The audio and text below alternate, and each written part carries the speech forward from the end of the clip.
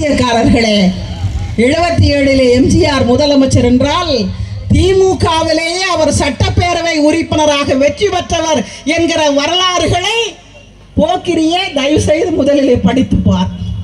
நான் தவறாக பேசவில்லை, அவர்கள் நடித்த படம் அது, அதனாலே சொன்னேன்.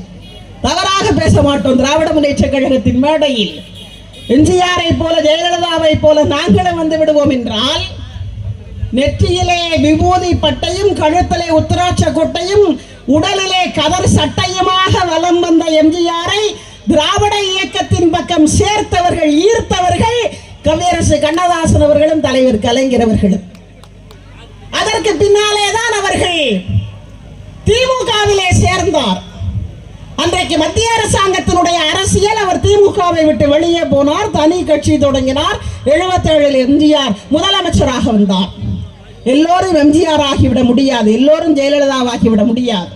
தாடி வைத்தவரெல்லாம் பெரியார் அல்ல, தலைப்பாகை கட்டியவரெல்லாம் பாரதி அல்ல, பொடி போட்டவனெல்லாம் அண்ணா அல்ல, பேனா எடுத்து எழுதியவரெல்லாம் கலைஞர் அல்ல. எல்லோரும் எம்ஜிஆராக, எல்லோரும் ஜெயலலிதாவாக, எல்லோரும் கலைஞராக வந்துவிட முடியாது. தமிழ்நாட்டிலே இருக்கிற அனைவருக்கும் நன்றி. வாய்ப்பு இருந்தால் அடுத்த மேடையிலே சந்திப்போம். நன்றி, வணக்கம்.